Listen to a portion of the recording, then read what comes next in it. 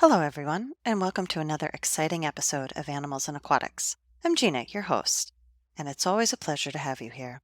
As always, I'm here to share some innovative ideas for occupational therapists, as well as my experiences as an OT, private practice owner, entrepreneur, OT coach, adjunct faculty for an OT program, faculty for the American Hippotherapy Association, a mom, wife, and I've been playing with a new venture in therapeutic storytelling, weaving my love for Waldorf education and OT together. I'm thrilled to be your guide today on this Halloween-themed adventure.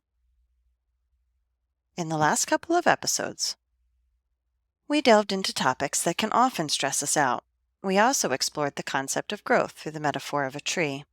And now, in the spirit of my favorite holiday, we're diving into two fun-themed Halloween episodes.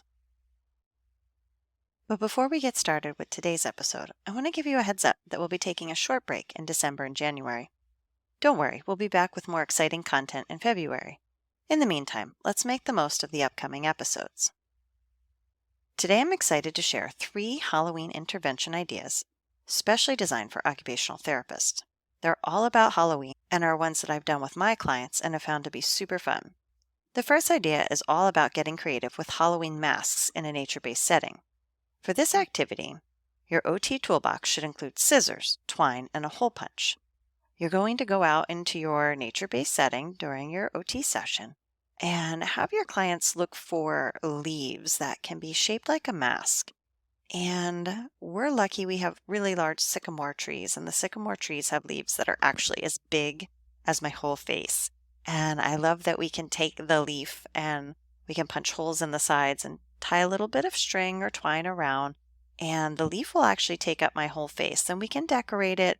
If we want to add more details to it, we can decorate it with some other things that we found in nature. So if you want to bring glue to decorate and include some of the other stuff on or markers, that's fine too. But actually just doing the leaves can be a lot of fun because you can hole punch and twine together either smaller leaves to make almost like bird feathers, you could say, because you can kind of overlap them one over the other. And just finding the different materials, you could also take with your hole punch in some thinner bark and hole punch that onto the sides to make some ears.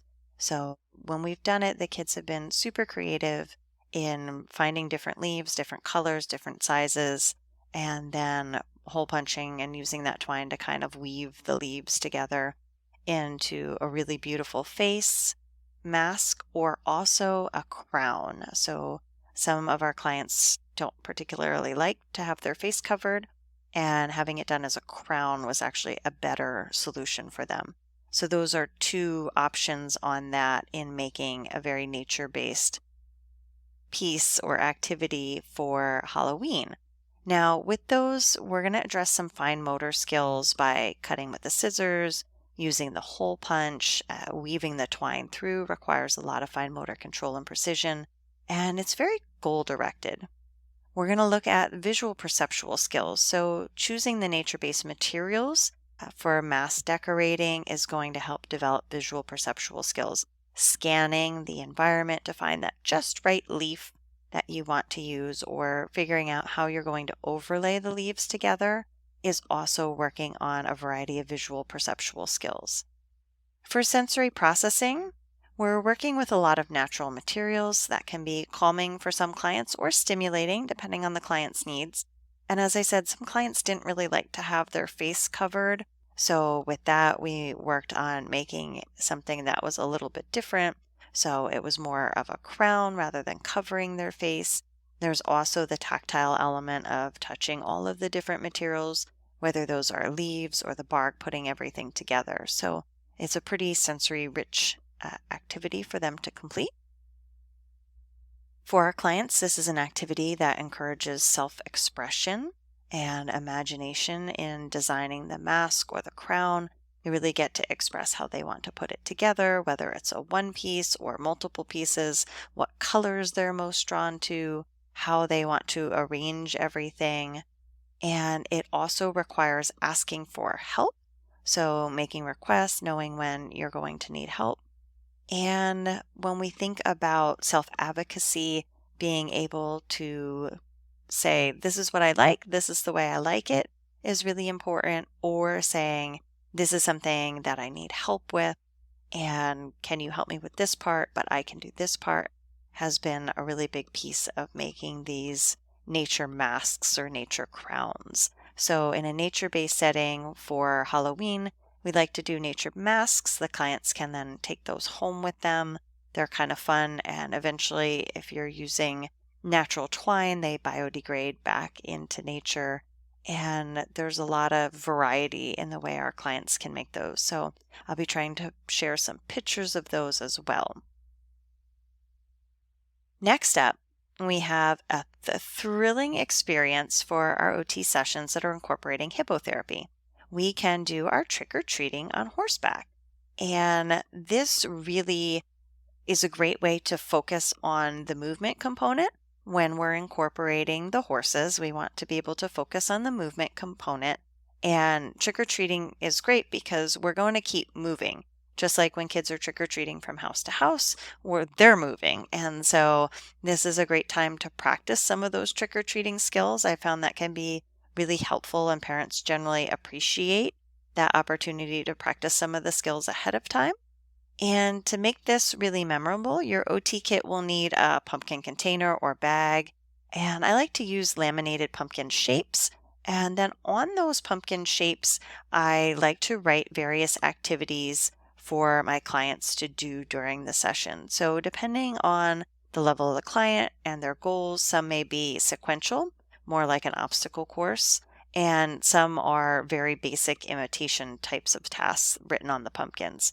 So as we go to each area to go trick-or-treating, we say trick or treat, we get the pumpkin, we read what the activity is on the back, or we look at the picture. If it's something simple, like an imitation task, we might go ahead and do that right on the horse. If it's something that's going to be more complex, the pumpkins may be numbered. So the client will have to, when the movement portion is done and we're getting to our activity portion, they're going to get off and sequence the pumpkins by number or by the steps, and then follow the directions on the pumpkins to do the steps. So some of the areas that we might be working on with this would be sensory integration. We know that with the movement of the horse, we're providing a variety of sensory input, and that can help with sensory processing. We can also modify the movement, the intensity of the movement, or the position that the client is in to impact the sensory input that we're providing. So we can use all of our kind of typical tools that we are using when we're using equine movement, and then layer in the activity of trick-or-treating over that.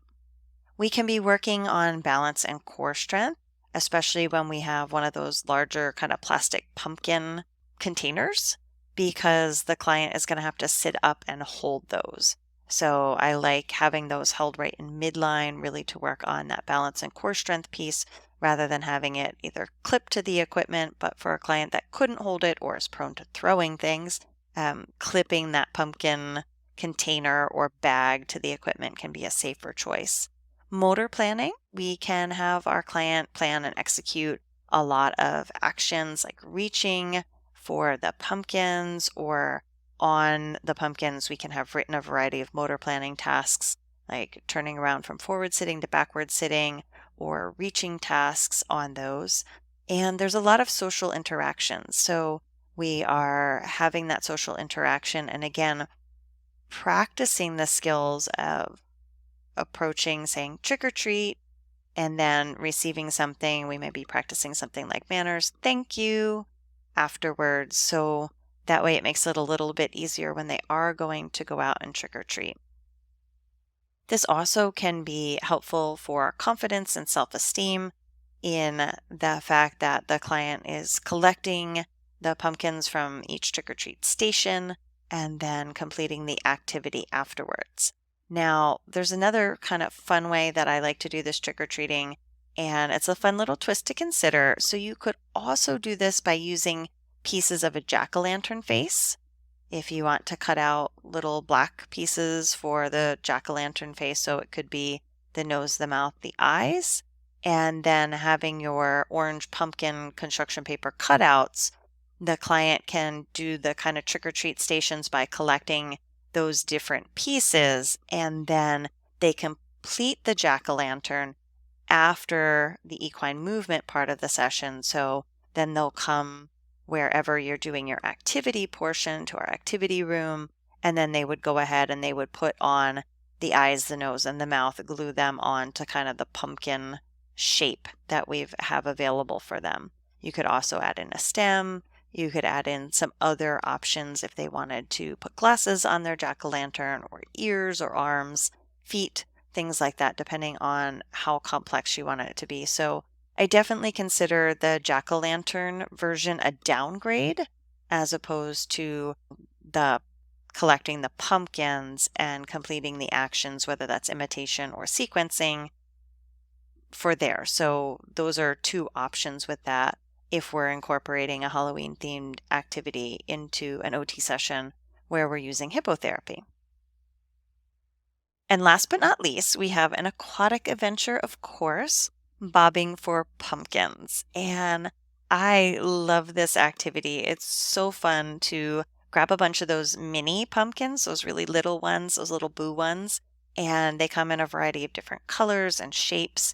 There's white ones, there's spotted ones, there's ones with like orange and green, and then there's another traditional orange ones. And we're going to place those in our area in the water. And then we can have the client use a net to go ahead and catch those mini pumpkins floating in the water.